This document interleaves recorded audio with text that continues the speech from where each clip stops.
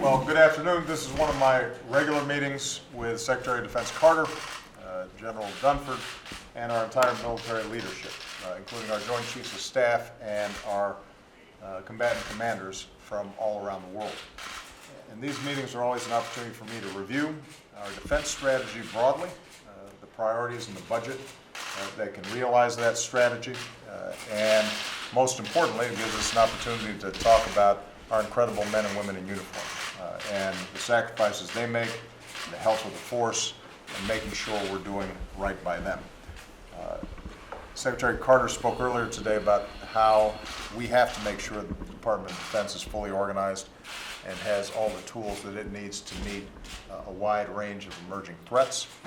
I am very pleased that our budget agreement that we signed last year allowed us to get some relief out of sequestration.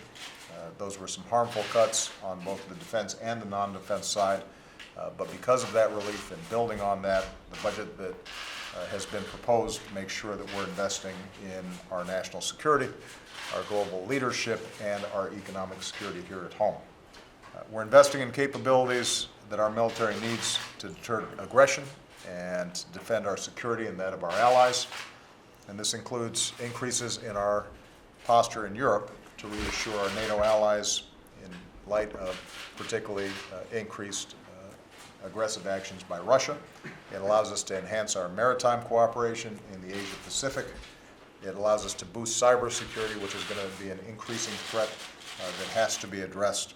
It allows us to invest in the future of our force, support our military families, and make sure that our technological edge is maintained relative to forces all around the world. This will also be an opportunity for us to review the military campaign against ISIL. And although he is not here because today was his retirement ceremony, I think there's a great opportunity to salute General Lloyd Austin. He served our nation in uniform for nearly 41 years, including his repeated tours in Iraq. As commander of Central Command, he oversaw the operations from Afghanistan to Iraq and our campaign against ISIL. He did an outstanding job in every single assignment that he received. We are profoundly grateful to General Austin, his wife Charlene, and the entire Austin family. Our military campaign against ISIL is now being led by General Votel, and Joe has brought incredible skill and dedication to his most recent prior assignment, heading up our special forces. We are working to make sure that we're accelerating the campaign against ISIL. In Syria and Iraq, ISIL continues to lose ground. Coalition forces recently severed the main highway between ISIL strongholds in Raqqa, Syria, and Mosul in Iraq. And we continue to take on their leadership, their financial networks, their infrastructure. We are going to squeeze them, and we will defeat them. But as we've seen from Turkey to Belgium, ISIL still has the ability to launch serious terrorist attacks. One of my main messages today is that destroying ISIL continues to be my top priority. And so we can no longer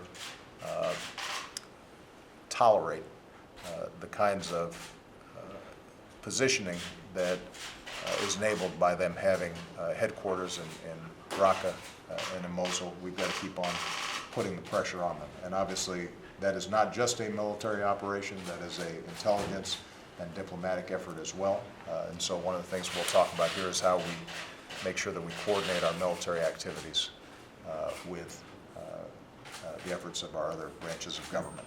This will continue to be a difficult fight, but I'm absolutely confident that ISIL will lose, we will prevail, and once again, this allows me to say thank you not only to these distinguished members of our armed forces, our core leadership that makes things happen day in, day out, but it also is a good opportunity for me once again to say thank you for the incredible men and women in uniform and their families who carry such an enormous burden in order to keep us free and in order to keep us safe.